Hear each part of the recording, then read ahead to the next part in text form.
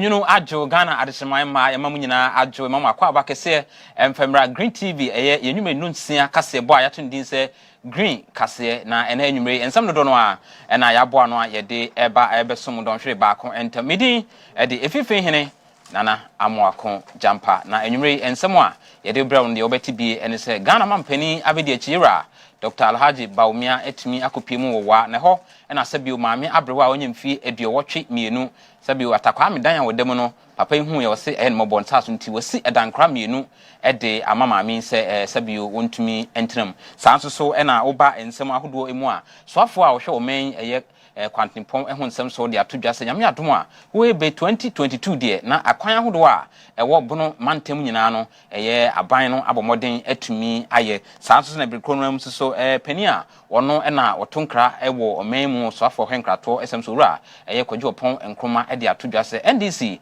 omo manifesto no sabio bi papa bia enhyeda enimsa na sanso ena mpanifo nso so de ababeto edwase esese eye HIV/AIDS yade no ya ene wo hodadada no Ghana S Commission penifo de abeto edwase enipa dodo no a na ekoso a enye bie ntom de futu ma Ghana fo nyina se yenkoso a na yentumi enye ahweye we ni afoforo bi na yabo no a yede bro se Green Kaseɛ ewo eye nunsia ebremu na meka se adwumako mienu adaroma na nwumre wo aso yasene a yede Kaseɛ de ebrew de dikan mobile hand sanitizer covid bracery me kamfo eno ene de ema so wonya bia ebeboa woni ufie enyina sanso so ena eye susu for land na se no enye de bia na abekoso ahan eye nkrofo edan ebredu se obetimi apuketi kakrakra na enche wonso otimi ato asase na wonso so otimi ababeye eye efiura nti me kamfo eye susu for land enso so ede amaw ebrepam no ye de omochi kwan ne ade nyina so ebekoso ede ato edwa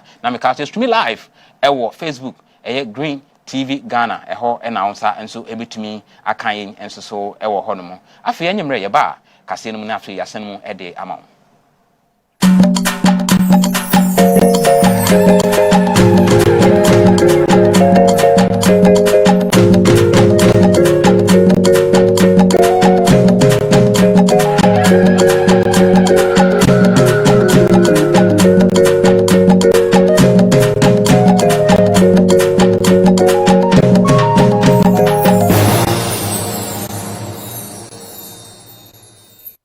Abusafo yenhye ensem no ase emfa emaude a na yebekọ eye mampani abede cheyira Dr. Mahmoud Bawumia na so ye ne no na opani akwakopiemu ewowa na kura efre ho se eye Montiri ye wo West District ewo Upper West Region na ho na sabio maame abrewa wanyini ye pa emfie aduowotwe mienu 82 year old woman na sabio wasanso eyare kakra na wadi dem ewo nipedua eho na papa ikuhu se atakwa mdem na maami etie na se abrabɔ no mu ayedi ye pa na ne are hokra ewo mu ene se nabusu nyina apa wo no ya se wono mu apono a ene maami sabi wote mantwa baabi ne no na mampani abedi akiri ekuhu baabi a maami etie ne dabrem no osusu se nyade a ebetimi aboa ne sanso nti wo ye se ne obesi dankra mienu edi amamaami a sabre de amane no chese eye mampani abedi akiri edi osi ayoyo ya wasi sa dan edi amamaami ya bra dwumadi no ekoso Green Kaseɛ so ekopie mu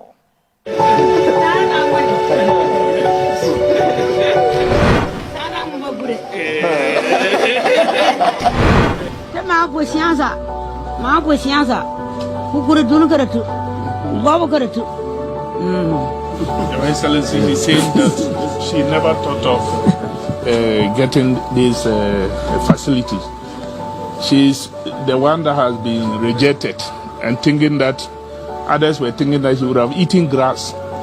But today she has also seen that she has gotten a very nice place to put her. I'm so happy to be here today to see this house actually completed and my mother here actually living in the house.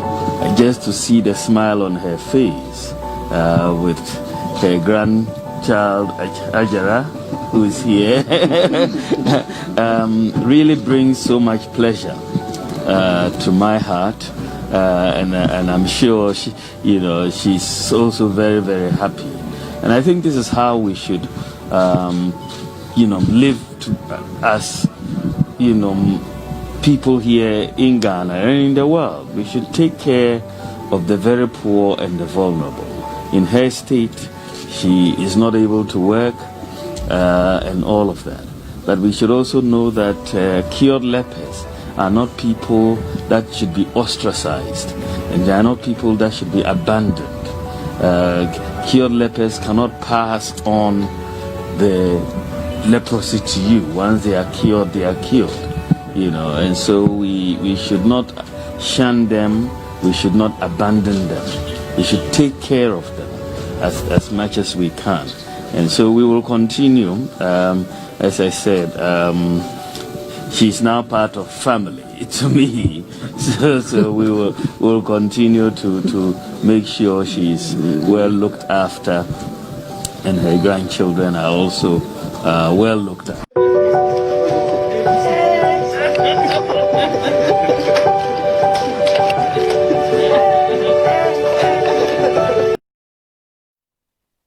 NPP amanyuko no eto mfiempimienu ene aduenu say year of rose necessary akwan afi nesa afi mu nyina no akwan ho dwumadie na won mu ebedi ne sa so ntina soafo a ohwe omen akwantempo ho nsem so banyamfo eye kwasi amoakon ata won so ede ababetu edwase okopiem wo Bono East mantemu a ene nyame adom a 2022 de ekwan ahodo a ewo baabi ete se kintampo abiase eye pra raw on bebo modern no matimi aye san so na buzinya town rose ekwan wo nyina so bebo modern aye na kumfi eko atebubu ni nyina no omde agu eye ekwan mu a omhwe se huebe 2022 de ombetimi aye ni nyina awie minimsa ohipani ekwan titiriwa a ehiamu pa the main road as a famu region ha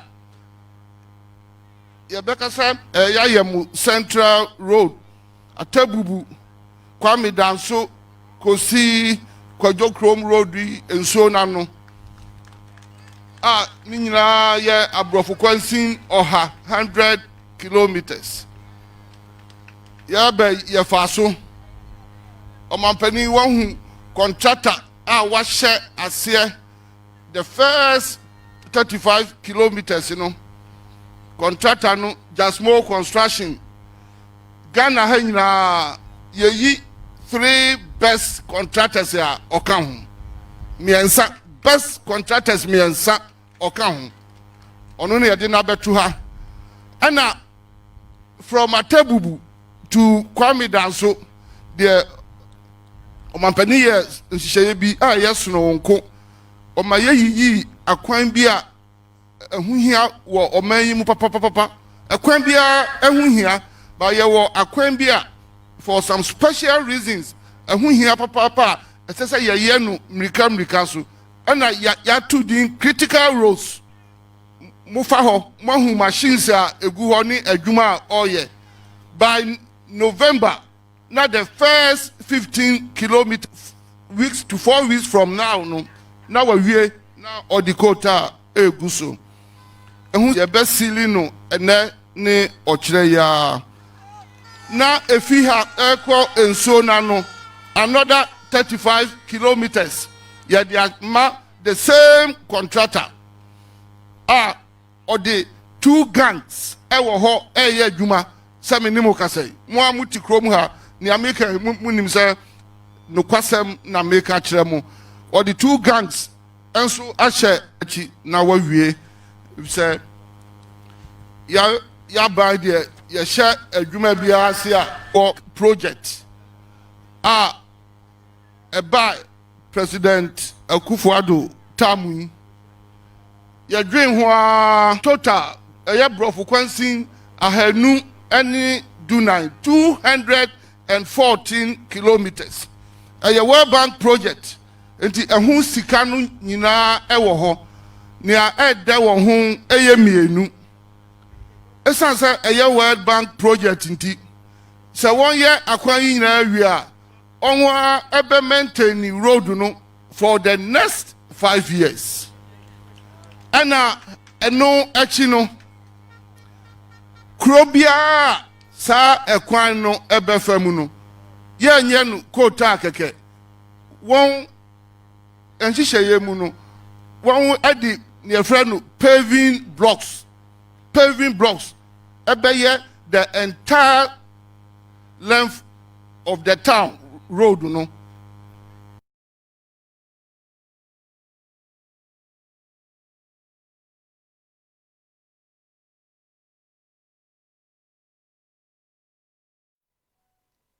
Bese nenu ene ekupimo University of Professional Studies UPS ewa NKRUMAH NDC amanyuku no wono mo edo manifesto hyehyɛ am friends the people's manifesto na so manfo manifesto neno ena ene eba na wiwie no ensem dodo no a ena manfo enso so atumi aka ede afa ho na sabia me no kasa de panipa wono ena wotu franka na be de akire Professor Jane na OPOKU AGYEMANG ya wono so ni nani abrese mpo afi se Ghana foto aba ede ma NDC a oba be ye vice president no so di nsem bi ato edwa se wo hwe manifesto a NDC for epa ho entoma no a ade a ono hwe hawa hodo a Ghana for ekomu pa na wono mo di nim gu nsani ni amhu se omo sa manifesto ni ba ebeboa ama ho kira eba Ghana for so no atumi ayi ni na ade afiri wo no na ma mi di ato dwa se omo manifesto ni de ade a ebeboa ma Ghana for atumi akọ wono manim ewo sikasen mu ewo bibia mu na ma mi di nsemi ekoto dwa ebra NDC ma hodo bia wono mo ehia edi nkomo eho na Professor Jane na OPOKU AGYEMANG edin semi eto dwa.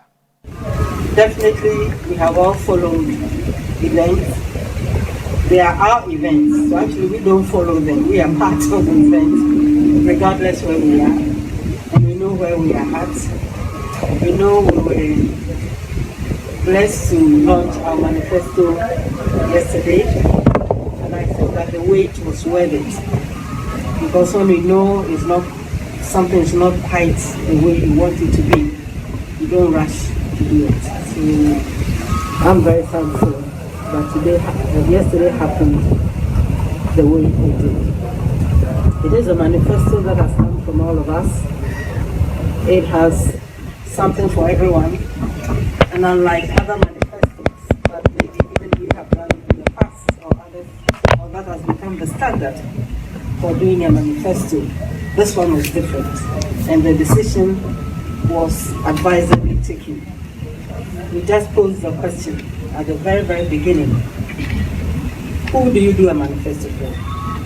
For whose sake are you doing this? And as a social democratic party, we know that the people matter. So if you're taking this big step, then you need to ask yourself, why are they in this whole process?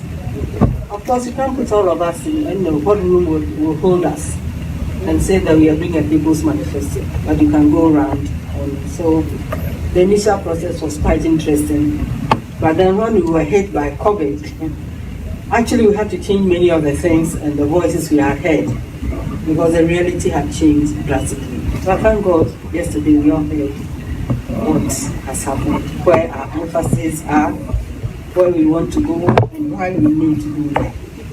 So we will open a conversation at some point as to what each of us can do. There's a lot we can do in supporting our parliamentary candidates, in supporting our constituencies, in supporting our communities, in supporting each other, because that is what we believe government should be about. It is about people giving you power, so you return the power to them by solving their problems. There are no other two ways about it. So thank you very much for being here today. And since the invitation came from you, come at yourselves. Thank you so much and good morning.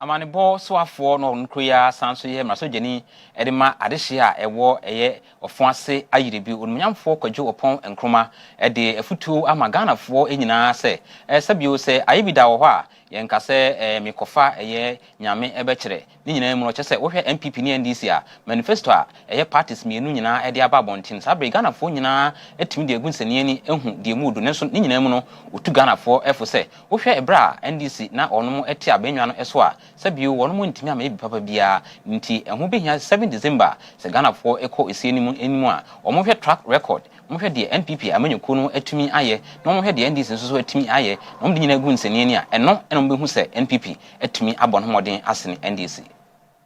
The NPP as a party may be in a position to express a position because there's only one government of Ghana. We have different administrations, but there's one government of Ghana. So first we must clear that it shouldn't be the government's position on the NDC manifesto. The MPP as a party and its key actors can express a certain opinion. And here I will speak as a key actor in the New Patriotic Party. I think that the question of manifestos and promises must be looked at very simply from two perspectives. First of all, the credibility of the promises that are being made. The credibility. And then secondly, the how. When you take the credibility, the good thing is that for the first time, the two persons who are the front runners in this election have both had the opportunity to occupy the office of president. So in looking at the credibility of the promises they are making, one ought to first look at their track record when they were in office and their position on some of the matters they are speaking to today. And it will help anybody who wants to do an analysis understand whether or not you can take any of these promises as credible. So for example, if you have a leader who, when he was president or before he became, let's say, vice president, promised as part of his party's manifesto that they would bring a one-time health or one-time premium for health insurance. And for 8 years, they never did it. And today he turns around to say that he will make primary health care free. Does it sound to anybody like a credible promise? If you have a leader who from 2008 through to 2012 opposed the state providing free education for people at the senior high school level consistently. It won't work. If it would have worked, Kwame Nkrumah would have done it. If it would have worked, it would take 20 years to come on, etc. And today you have the same person saying that first of all, he now believes in it and will now make tertiary education 50% free. You have an opportunity to ask yourself whether or not it sounds to anybody like a credible promise. If you have somebody who in 2012 promised that he will pay assembly members an allowance and 4 years didn't pay, didn't even provide them with logistics like motorbikes, and it took another administration to come and provide them with motorbikes. And today he comes back and repeats the promise that he will provide an allowance for them. Does it sound to anybody like a credible promise? If you have somebody who during his period ran down the Ghanaian economy, went to the IMF for a bailout, and as a result could not employ young people when they were graduating from school. You recall the graduate unemployment associations that were formed. You recall the cancellation of allowances because of economic crisis and the argument that even if they vote against us, they should vote against us. And today this person comes and says that he is going to create 1 million jobs. In 4 years, does this sound to anybody like a credible promise? So the first thing to look at is the person's track record. If you have somebody who from 2008 says, I will do free SHS, and he has done free SHS, and now he says that I will give a student loan option for tertiary, for people to go to tertiary, literally on credit if they can't afford it. When they get a job, they pay for it. Does that sound like a credible promise? I dare say yes, because he's done the first part. He's more credible on this one. So the first thing in discussing manifestos is the credibility angle of your track record. What was your track record? The second thing is that all the promises that have been listed, it costs money to deliver, mostly. So you can reduce all the promises to the economy and ask yourself, who is best placed in managing the economy so that the economy can find the money or the resources to... Abusafo yebeko ensem foforo emu a eye adwumeko a wono na eye HIV/AIDS ne ho dwumedi ne ade nyina ede omabam me kire GHANAIANS eye commission wono mo ede aba abeto edwa se Ghana for se biu bread say timi eye ahweye pa na HIV eye emoawa no sabre ekosoa ewo memu a sese ame no ekasai nipa be se empem aduenu na afibia emu no yade ne bi etumi ekọ omumugya emu ewo eye omanmu ne no na GHANAIANS commission penifo ebo amane se obi ho bukra obenya ade ne bi nanso so na wonim nanso nyina mu no nipa be se empem eye oha ene aduanan 140,000 na wonum so enya yade no ebimpo wo mogya mu a omo wo man mu a bi sa abram no kase sankrofo nyade a wonum enimu ne no na GHANAIANS commission etwa so ebiem se wo hwe odigu nsiniani na hwe nipa hodo a yade no bi etai eba wonum a wo nipa enum bia egina ho a emu ba ko de wonum ete yade no ebi na nyina mu no nipa a wonum fie no ehya se fie eye mfie dunum ekosi eye mfie aduenu enan na se mabunu omo na dande nyina yade no ya na aso mu. Ghana AIDS Commission pennyfo at above the two just say, Nkobe na and Afibia mono HIV mwawe bi ewa mumojem no mood betu just say, Nkofo bese 20,000 as a dan denano, Afibia muse HIV mwawe bi etumi adokromo. Omakasem number 2 just say, Kobe na so ene nama omunim se HIV mwawe bi ewa mumojem nanso omakasa enim se bi ewa mumojem no mushu man nkofo ache so HIV mwawe bi enam omanga no bachir no. Best 140,000 and achese ewa omanga no ha enu na penifo esanso de tu dwabe mu say nko bebe na enim se mmawa bi e wo mo esanso so mo konom ko so mo dwamu hwe so HIV bi wo mo ho a kame a se rate e de ba no enya ade achese omotumi ehu ena penifo e de ba tu dwa se esanso afi bia mu no HIV AIDS ni bi etumi adokro nkrofo be se 20,000 no omo hwe mo se na nema esifa ekọ no nkofo achese dan nya bi etumi dokro mo no omo ebi mu adi mfinsha ne be yese edunum adi kosi ye eduana nan a omo hwe ma san nkrofo na se dan ni dan nyina omo ba HIV AIDS bi etumi adokrom elho enumu na Director General Edma Ghana AIDS Commission ya din ene ora cheme etuahene edebetu dwase ede nko bebre na enimu se emwawa ni bi ewo mo hono nto mo kotese na se test no mo kotese no rate no ewo fama omususu se ONS ada na HIV bi ebi enium hono mo hwemu no mo hu se nipa be yese 140,000 se dane dan nyina no omane nam oman Ghana ho se HIV bi etumi adokrom enumu na Dr. etuahene esanso che ne kase bi mu se na coronavirus eba oman Ghana ho se ayekun ade etia ne sanso so na o se ma ye ni so ekwaye HIV mwawe bi esanse HIV mwawa ne de se na esifa kumu na se esifa edokro nkrofo ne de enya ade achese etumi twe mo yenhwe ne entutu nyema nyina yie ewo HIV mwawa no ehu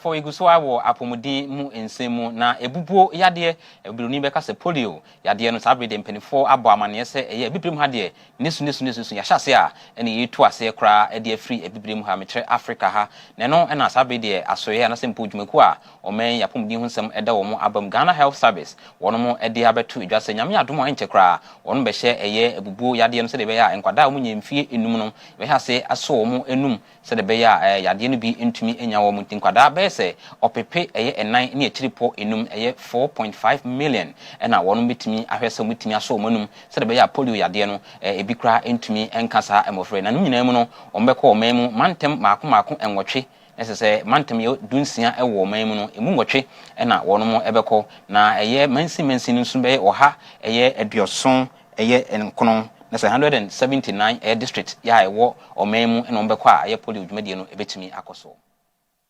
Okay,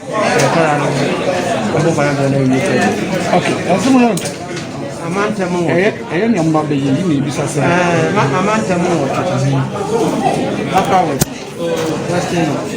Western, Central, Greater Accra, Ashanti, Eastern, and Abota. First round, second round, now, Mansly, here I already Amantamo, I am also that is the chassis of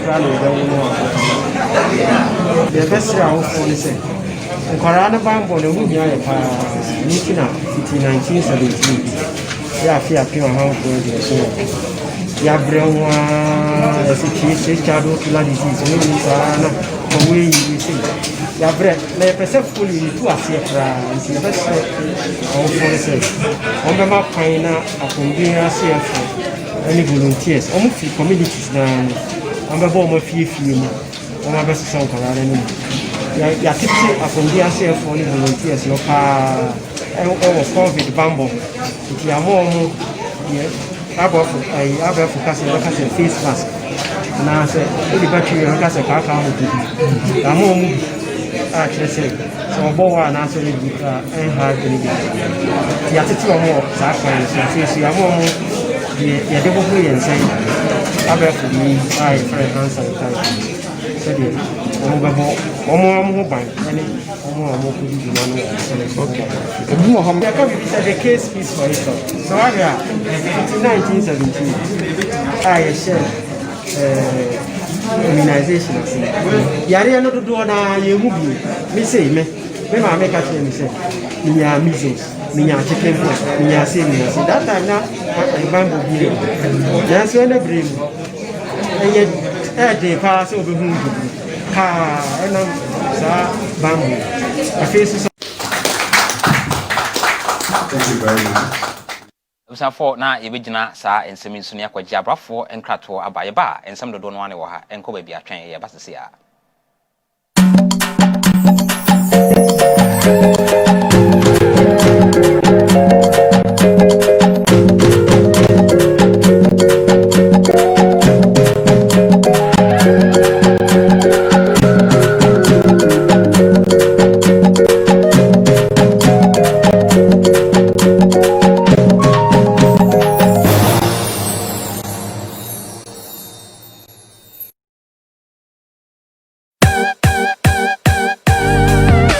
de makohu e wo Greenfield Scientific Herbal Clinic no me ho kura dweme se enu nti no manya award a eye world best obi antrase ema dompem yade kase anase mebo yade enkane to dem bio Greenfield Scientific Herbal Clinic esanyar want to say akoma ebo periperi ema wani so ekiri wo ne ekuro etu no ne enka ewo nanum oba na be mo pa wo ene enyar wankaye nansi ama me kase ene spinal cord ho ekaye no Greenfield adaromenti ene wasa so de gene na so ebiem Greenfield Scientific Herbal Clinic our ultra modern laboratory and a diagnostic machine sir ahwehwe ni pedua ni mu ankasa Greenfield Scientific Herbal Clinic our Nungwa Dogon Estate Junction last stop Frewa 0243 983 906 and 0261 651 898 Greenfield God is our healer Greenfield your last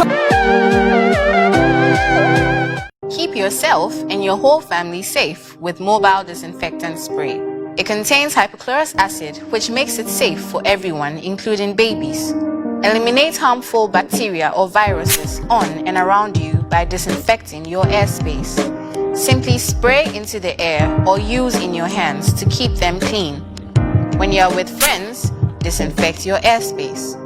At work with your colleagues, disinfect your airspace. Even when hanging out with family, disinfect your airspace. It can also be applied in the kitchen, on doorknobs, anywhere, anytime, and by anyone. Disinfect your airspace with mobile disinfectant spray. Original Koyo Enterprise. Oya nkrankre, ejumekuo. Mo eni so ade hunu se mo pese mo ye nsu adwuma yi bi ene me kamfo Original Koyo Enterprise ena ama Original Koyo Enterprise etu borehole yesiesie borehole yesanso blow boreholes ni mu edema wetu borehole no ama emu nsuo nyina ye nchini nsuo ema ohwem ho ye wefidie bi a ye frɛ no reverse osmosis machine ye de beyi enchini ni nyina efiri nsuo ni mu ama na ye krogen ede ama ye ton pure water machines water filters ye wo borehole pumping machine surface pumping machine afi pure water and water system accessories nyina nso ye wo bi wo ho ye wo engineers omo akwadre won nsu adwuma yi mu omo abeba aba be fix machine na ma be bibia da wo bia se ba no boreholes apapa dia Original Koyo Enterprise e your last stop.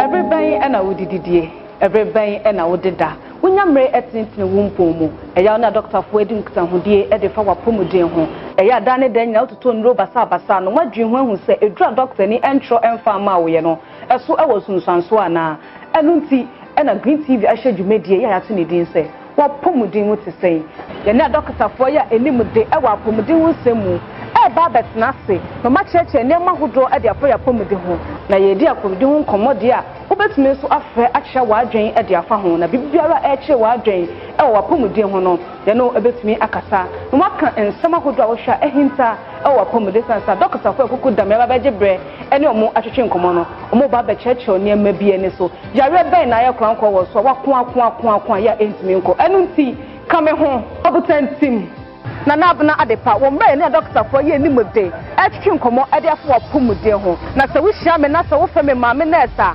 meje wo so wapomuden mu tesɛn no wagye so ma me sɛ me hwɛ ma pomuden mu yie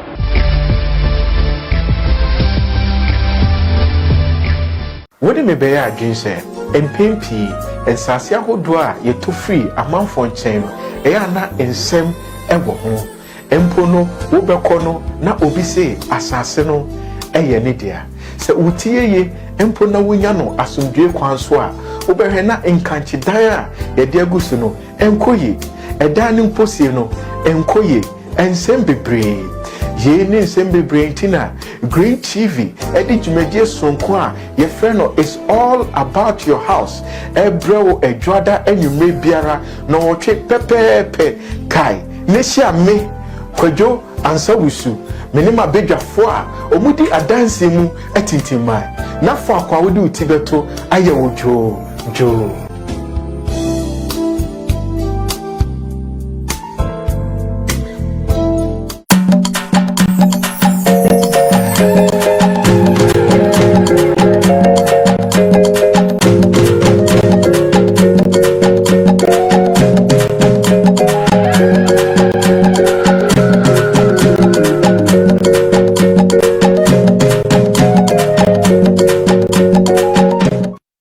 So I wish enyumre no nsia Kaseɛ ewo Green TV so ya to ndise Green Kaseɛ na meka say Kaseɛ boy say ebe oda na adwumako mienu adaroma eye mobile hand sanitizer covid ebre so ye no na me kamfo ede amam enkasa man kan kyerɛw ne mom ade papa na me kamfo ede ma so hia no bi se de be ya wo be fefa wonsa ho ne bra no nyina na emmoa hodo bi e wo wonsa ho no etimi akuma mu nyina na so etimi nya fa ho die saa so na ebre enye dan da nyina na wo besi dan ewo woyam mom bomode so betimi nya asase so de wunya bomode so benya de ho dwo a enye watimi ni wakam bia na langas ede emma ne kuntima ne mposikan esound da bi asase a ho adwo na me kamfo ede emma wo ne susu for land omtese ene da bia no de obetua 20 cities 20 cities a oboaboa no a na wotwe makon aduana ngoche 48 weeks na afi wonye wasase senso wo sika bum susu a ene no woboka ene 8400 senso half plot nso na wo penso a eno so ewo hono a 4800 nese ni nyina no 70 by 100 full plot na 50 by 100 so half plot ni nyina no wo so ai krado a wo ebetumi ede amawo yentoa ensem so na yenko yenimo a enche na NDC wono mo pa manifesto huntuma na de ba ko a NDC4 esisu dia se ahyen a yekra efri amanone eba ene aboro emfie be se oha ya ban ba yo susu se nya de betumi aboa ne saso nti wono mo twam no NDC aban ye se nyame adom na 2021 ombe ye abanwa no betra so na omudi ade a ene saa mra no omeye firi ho na mpo bia timi akra ehyen no bi etumi ade aba ne ko ba saa so dia na wono mo so di ehyen ho edwa ewo memo from say Automobile Dealers Union of Ghana ompani pa ya woda wono mo ano ene Green TV atwen komo yowra RECORDS-OPPONG boatin na no de atu edwa se ewom se ensem a NDC4 kan o manifesto no wono mo atiye pa na so omo edom ampani MAHAMA'S na so nyina mu no afi abato no ene bema ni nyina akire about salvage among the to also now bosses the net say here edika edwa ankasa kuba time yeso yakasem kakra eno ne say waka ba say be yedwuma de o say the manifesto and internet asempa wan so no so on asempa internet automobile dealers yesum na yesumu a na kre 10 years ka aban o yes emba bi oni bi ye support say ne de almost crop 10 years ka mane magana afi second one 35% in the John am also 35% aban yes on hwe sumaye because the nyamaya yintia tax man bia wuti na wuntia tax amana enkoso nti aban mum yanka so onyini na akwanfuo ye support say kakra bi kwa na ko betuma ya man yin yi han ho a ebebo aba John Muhammad say onu bi ye furo kra aban so say wate obehwe no waye wetuma nti no megidi say nsam mienu na John Dramani Mahama aboso aban otisu eyade a His Excellency na nado kra frame Jubilee House Yera Alan Tremantin afraid of trade ministry ayabo boso including immigration customs commissioner wabem standards authority in fabem na tenase as a union ye na dia to me it is ono so ka odi say so ka because okokoko a so ogbo bibia no do pa bonti catch nkofo so no be o musu benye didi mo akọ ababa Ghana force o mati automobile dealers yeso yati nti ni de du ha abafo ne de obia won kokko motini nti nti du wana say the policy no say oba obehwe wo na obeto amana wase aban o tisusu se wate obeye fu amaye nti na kwese message ne kwanza NKRUMAH de ya na yo munye na ebreko ye businessman nti waka yati behwe wa fan mampini so say obeye amaye yati behwe wa fan se ne so go siafa to samia kakra ye woka e fansa the excellency former president John Dramani Mama kind yes so to mobile dealers you your kafa ask them and say to me now the customs bill amendment bill 2 million now say while I'm saying it's only 2 million man about 70% of it and yes share in November on the 1st na the salvage in 7 minutes starting but or say matters is being up to into the same brand of Banity and running Banity, you know, Ghana for it. Say, yes, a do honest or the Bepimia, although power there. Next year, so the Ghana for your boss will sing about it. It's your selection of women say, or your PROF. There's a politics and on my hand say, will be if you are. When you're to me, they really did, or say, young gospel, and on more being gospel. Me, now, she had it. We are Palana, we soon now, Papa, what's wrong with you? No be attention to soon nothing. No say, remember, Menana, more fast. Oh, how we now betray Mess Obama. A you are not doing our account. So best of one for over playing few, no more best of one out here. And maybe do anything. Say your politics, 3 months I came to know can be to me. No, you are actually, and on the issue I had the beton chain. Nemo say, Oba Baby, Nemo by Yamayan, and so you're gonna force it. It's here the young family say, after 3 months to election, and all the way, ever two. Now convincing it, yeah. Then of what's it? Yes, what to move about the rest, yes. The two are, you will decide what to do next. And then they can come at all. Or you remember say, yeah, that's sorry, I say, a moment first. Yeah, by a base, I'm out to move back for. Onions, idea, and to say, idea may my firm as a automobile dealers union. Media for plan after my business. Obia bisa ade wonu nyanta wo so bi nkomo bi ko so ansa na mo beka we me ka mo fi bi ka se so nkomo bi anko so na emo ma de no to ko na ye ko na e Ghana ni wi ase asa nto mo so TV no ma package ni no ma de ka se na emo mo na me ka no so no so obeya man ya edu abatomra e be che Ejumeko mienu a yefrɛ wɔn sɛ ɛyɛ OPE and OPRA na kyɛ sɛ wɔn mo no ɛyɛ computer ho dwumadie ɛna wɔn mienu nyinaa edie wɔn mo ayɛ nyame so adwuma ɛbra wɔn akaba nkyerem na wɔn de face mask ɛyɛ maako empem wɔ ha 100,000 ɛde akoma asɔyɛ a ɛhwɛ wɔn apɔmuden ho nsɛm so sɛ wɔn nye na wɔn fa ɛmoa sɛ de bɛyɛ novel coronavirus anasɛ COVID-19 no yɛtimi fa into ase ɛnkora ɛmfimfiri yɛma mu ayɛ sɛ ntwoni Prince Bafo Asamwa na de amanebo yi ɛbrɛ. I think it's been a long way because these items actually arrived here quite some time ago. And I received call from Leo when I didn't know that they had actually arrived. When we had the lockdown, they send these items through Ethiopia Airways, and he, through resilience, was following up to make sure that these items are delivered right from the port, from airport actually. So he kept following up, asking whether we've cleared them, and we also followed up until they were cleared and stored at the central medical stores. It's taken us some time before we've been able to assemble here for this official handover. And I am particularly delighted because 100,000 face masks are quite substantial. We have about 40 of these boxes, but we brought only few here, about 10 or so here for this presentation. So we are really grateful because face masks are consumables, and as we continue using them, we need replenishment, and that is why we appreciate this very much. And as Joseph indicated, this is just the beginning, and we believe that it's really the beginning and more will follow.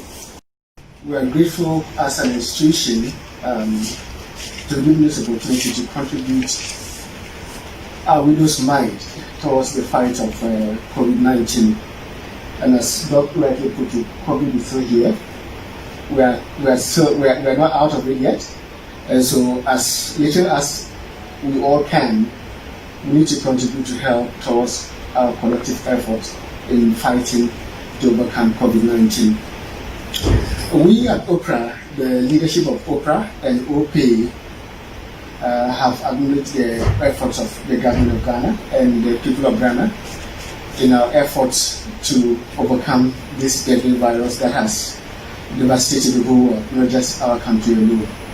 And so we acknowledge the efforts of the ministry, the minister and his leadership in helping towards providing the necessary equipment and protection, particularly for our frontline workers. I think they are the real heroes of this fight. A number of African countries. And so we believe as players of common interest and coming up with services that are going to be of benefit to the entire Ghana populace, it's important that whatever social contributions we can, we should help to provide protection for our healthline workers. I know this is just a start, and I know there will be many more opportunities. And as we've started this friendship, I know it will go a long way. This is certainly not the end, and we'll be in this together, and even as we come into the market. We plan to come to the market with our wallet services. We'll provide digital financial services, but we're still at the planning stages. I know very soon we'll come out big, and we'll still be in this partnership as long as we stay in this market. So thank you very much. Please join. On behalf of on behalf of OPRA and on behalf of OP, we wish to donate it to the ministry to help you provide protection for our frontline workers. Thank you very much. Say corona eba ofie na wonko ya yenya nkase akamenko na eye osafo wo nso nyade a osa no ho ne ba ne sei na pane a se bi opomade na so se bi ne to etimi atete ye de ni kiremu ewogi a me che KOMFO ANOKYE aban ayasabia a ewo asantemantam ahenkro kumase emu panipa ono na oda ya asabia ya no eye wura Dr. Oheniba Usu Danso sabre de bema edi akon ne se corona ni bi etumi aso papa yi mu a amane no chese wono so woda hon mu asabre de a doctor for na egina ne so tintin ehwesere ba ya papa yi enso so ho betumi ayi ne so ni nyina mu no bra green Kaseɛ kopi mu ho no isa amane chese wura Oheniba Danso sabi ne ho ye ya mpanifo janso ehwesere ba ya obetumi enya ahode Panipa ya ono eneda KOMFO ANOKYE Teaching Hospital ya ni din ene Oheniba Owusu Danso ade nya ne ntie se coronavirus bi etumi adokro no enumu ena mpanyifo eda babetu dwa se bebi oda ne de eye a doctor for so ejane so omutumi ehwe so metumi aboa ama ne ho etumi atono esanse papa yi wetumi abɔ ne homodin ye papa ewa asantemantam a chese da ne da nyina no wetumi ayemi aya hodo a chese omode teste anaso omode so nkrofo a coronavirus bi etumi adokro mo emoja ede ahwe ansana mwa bi ho metumi eda mampanifo guso ehwe se ya we ema ni ntina nanom ewon siedo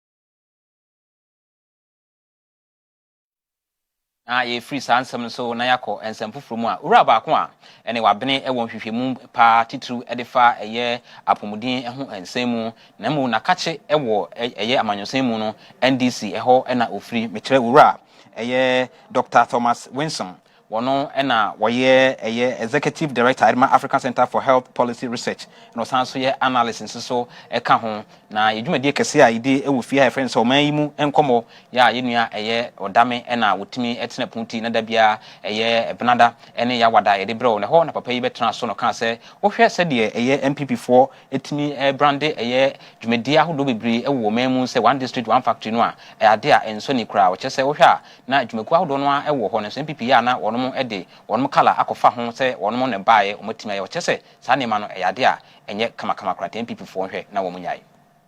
Oh, it cannot be MPP policy. Remember in John Dramani's MAHAMA'S His Excellency's past regime, what they call agri mechanization centers into the country, and was going to agro processing. That's why they say the Ministry of Agriculture, agriculture and agribusiness. So it means that the value chain no person almost established it. Mean kofa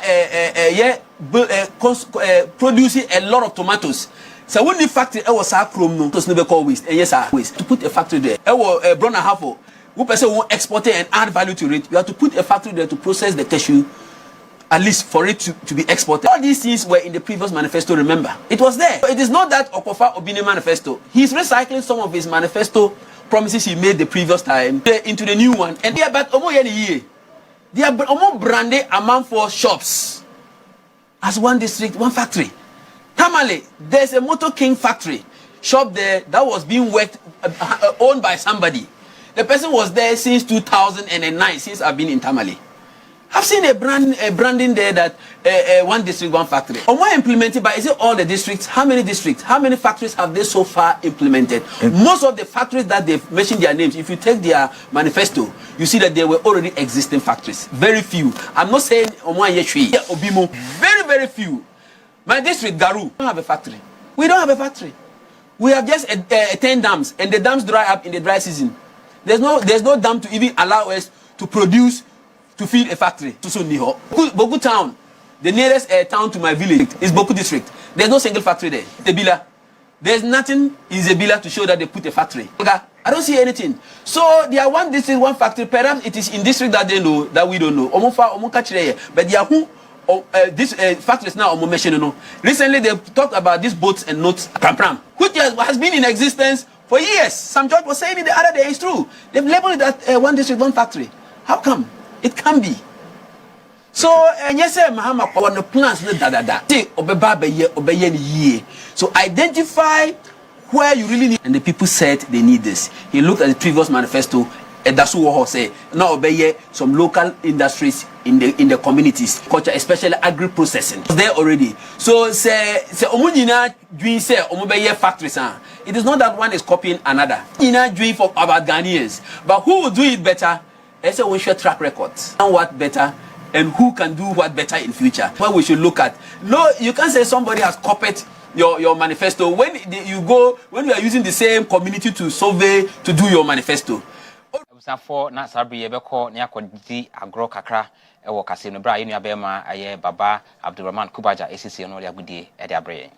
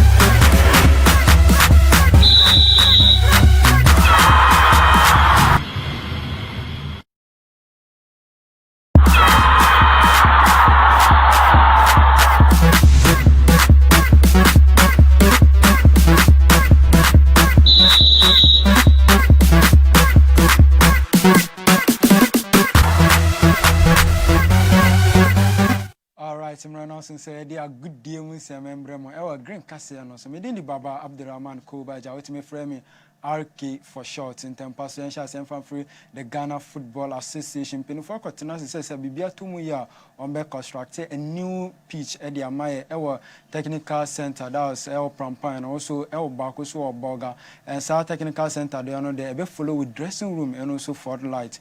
Kate ESO require President Edema Association or confirm at the Amaye.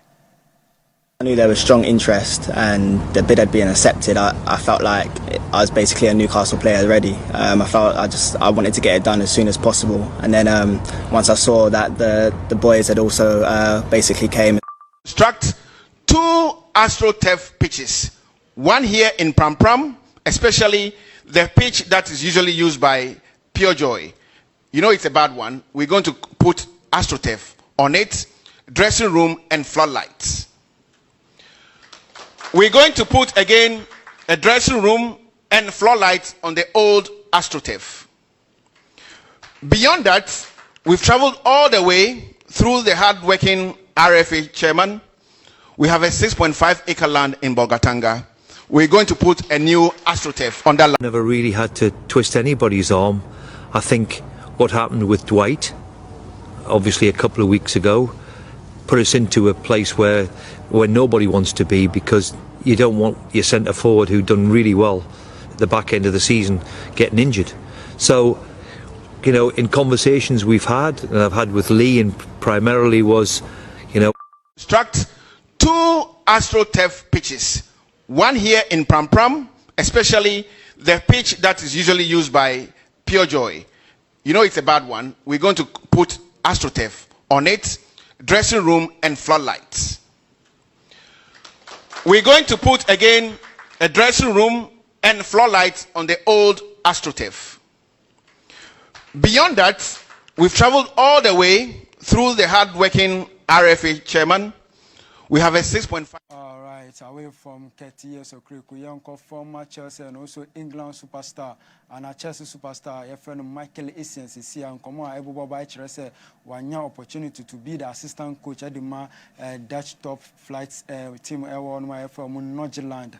Abra team owner friend who say Umbra no mundin come on mona or the 2 team manager no say nanka on your opportunity to be an assistant coach and to play a normal backroom staff and kabeno the on team manager say ana owner of Nordjylland say awa to Michael Essence say oh dear ya jaw to mo and currently Michael Essence the backroom staff and assistant coach at the man Nordjylland for him to enhancing the coaching career and the coaching development as we talk Michael Essence assistant coach and our backroom staff of FC Nordjylland. He say started season of now Michael Essence the backroom staff and now it's in a bench or to turn and coach FC Nordjylland and now more power memma no nya wawa because see o grant no say ombra no so ombesua kakra na ombo no e development e coaching. Away from Michael Essence na yanko Shafiu Mumuni formerly of Obuasi Ashanti Gold. Recently, and chair na yes Ashanti Gold. Ajano kama wako say clean say wako afri Ashanti Gold. Na tima elenki ana yelenki no to Kumasi Asante Kotoko. Yanko koda na yon sorry say it say Dreams FC mu bezi mu ewa dewu almost some the services na and that na see say we bibia ba Shafi Mumuni abe clear air no say nukre ba ku say enimu enti eja nkofo ekuka and also bloggers etc say akọ join Dreams FC or see nukre say ba ku enimu enti monja isa because though wanya offers from France, Portugal, Spain, and England. Oba Ghana no may koto konkwa, but not Dreams FC. Enti nkofo mo linking to Dreams FC no omonja because nukre ba ku say enum. Away from that na yen too far enko amananene. Recently en chair na Newcastle head coach Steve Bruce signed 4 players no so mbe bono ye start season no fufura na obibia akoye e de amano na after o sign no wakasa e de afa o kakra mo ma yenhwe na yentie. I knew there was strong interest and the bid had been accepted. I felt like I was basically a Newcastle player already. I wanted. Never really had to twist anybody's arm. I think what happened with Dwight, obviously a couple of weeks ago, put us into a place where nobody wants to be, because you don't want your centre forward who done really well at the back end of the season getting injured. So, you know, in conversations we've had, and I've had with Lee, and primarily was, you know, how can we get somebody in through the door who can improve, especially strikers. And of course, what we all want, or what I wanted, was to be a little bit proven in the Premier League. So, as I've said, that's when you need the backing. That's when our job, where you need the backing of Mike and Lee in particular, who worked tremendously hard to get them over the line. It was difficult.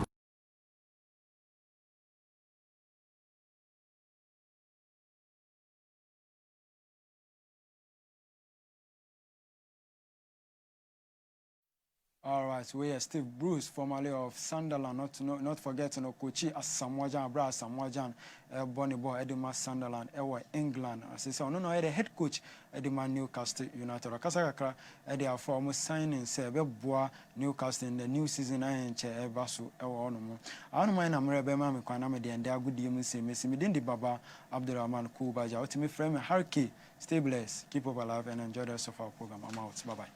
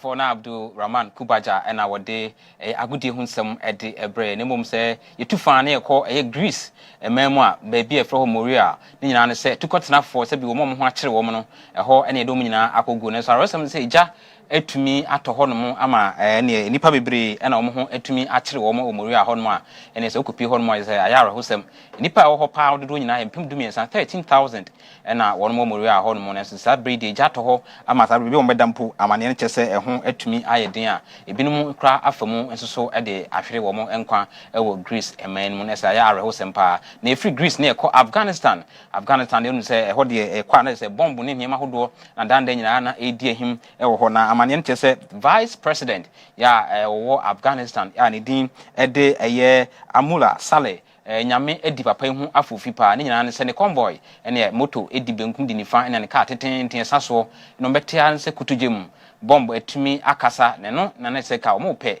e vice president ne so nyame di ne ho afofi a enipa edu ene fa ho a wo mo ewuye na be se dunum enso etimi aprepra ne no na no mfi se Taliban fo bi o mo potem ho ne di sa adwuma no enso ne nyina mu no America fo abamu ama Taliban fo na tom ho asese nyade a se bi o mo yehuru ya mo gya mpom tin na da bia nkrofo do mo nsa chetom so sense o mo chese DC a vice president enye ntidi mu we de enye wo mo a ya sabe ko Afghanistan a ensem no ayehu na so vice president amane chese ne ho ba bia nti se be ne MORIA enti ni tri ho ba bia nso enti a papai etumi anya ni tri so edidim we na ha na yede Kaseɛ ne nyina yede ebesie na yetimi akone moment na yebekɔ no ensema hodo a yede ebre wo de otibie ne sɛ mampani abede kyira Bawumia atimi asidan kra mienu de ama maame abrewa bi a wanya mfie aduɔtwe mienu a sɛ bio yare kwata ɛwɔ wa ɛyɛ wɔ atifido mantemu sɛ maame wontimi endam saa so na owura KOMFO nkroma enso so de ato edwa sɛ wo hwɛ MPP ne NDC'S manifesto no mienu nyina no a de ne de ekapa eye NPP ne saso nti Ghana fo hwe no monto aba ensan fa bom bi saso na Professor Jina na OPOKU eye AGYEMANG ya obo kanema mpani MAHAMA'S dom e wa fi abato no wo de ato edwa se eye manifesto a NDC di bae no aya de beboa Ghana fo nyina saso nti Ghana fo mombodin se afi obeto aba no e de ama eye NDC eye amanyoko no na meka se edwumako mienu adaroma na wo mo eso yasene a ye de Kaseɛ boy e de ebre wo covid ebresu me kamfo eye mobile hand sanitizer de amawa any alcohol based wom 80% sanso na virus and bacteria no 99.9% there etimi ekum wom nyina na mekanfo se mekao se opese mpuko tudodo na woton a ekwan eda ho se opese otumi tu de koma wasafo sorry anase mpodwumakuo bi a ne nyina no ekwan eda ho wobetimi afrɛ mpanifo e wa homa so 0244 650 939 0244 650 939 Omoni so be from anase mpu wetimi afrɛ mo 0277 554 219 0277554219. But what is over free a mobile hand sanitizer na utiminsu ekotobie na mwa pa. Emre mi bisa say say bi watran enkrofo mantwe enkrofo dan mu ache. De hia ne say ubenya asase na Bible no mpo eka say nyansa na yede si dan na enhunumu ama no agina. Ne sa so nti na mekamfo estate land ayewo Mapel Villa. Ene omo wo ewutu breku na say e free kaneshi eko ewutu breku no niam nyina da kwan mu less than 1 hour na say watimi edru hono na ne asase jantam ene yetwa ade ato ha ene open nsuo ha nsuo ewo ho omo so asan register asase no yes